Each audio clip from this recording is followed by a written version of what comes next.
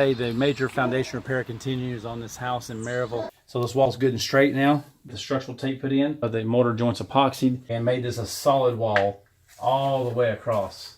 They can actually use it for a full basement, and then we put this wall back as well. Today we've got all the blocks set, and as you can see, my guys did a great job tying it into the old part of the foundation. They got it down here and they tied it in on both sides.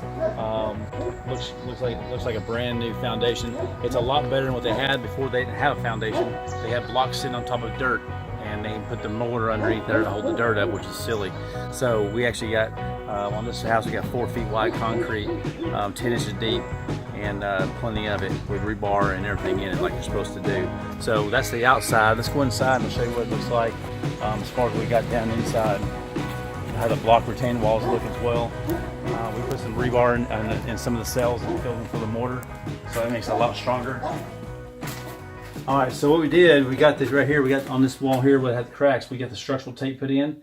We got the mortar joints epoxied. And what we're going to do is we're going to pour some more concrete, about 2 more pieces of concrete for footers on top of this wall for the floor system above it, and over here on this side as well. We still got to fill in that with some hydraulic concrete, but it's not going anywhere with that structural tape. It's wrapped all the way around, and we're going to take and put some more concrete in here to put back underneath this beam. We got to stack that beam up and make it stronger as well. We still have to put a piece of tape across a few more cracks. If you look right here, on these cracks here, we filled them with epoxy, and then my guys came in here and they laced it back in and did a great job with the block here. So this wall is good and straight now. If you look back on some of the other videos we had, they were really bad. Actually, they fell in, so that's as bad as you can get. So we're going to take all this dirt here, and we'll backfill it again on top of that wall and get it behind there. And then over here, if you like I say, if you go back and look at the other videos, you'll see the wall used to be right here. Okay, so we actually excavated it out and pushed that whole wall out and made this a solid wall all the way across, and gave them a lot better basement area. They can actually use it for a full basement, and then we put this wall back as well.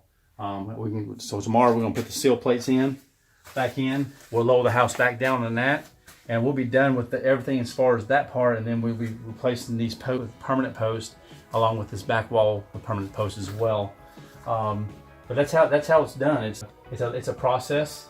You have to wait for weather. You have to wait when you open a wall like that. You gotta wait for weather. You gotta wait for your sub crews to come in to do the block. Right here, in Tennessee, we don't have very many people to do block, except for we just don't have. There's just not enough of them, honestly. So that's what we got here. And so if this is helpful to you, I appreciate you to like and share. Kevin Jarday at Insta, and I'd appreciate it. Thank you.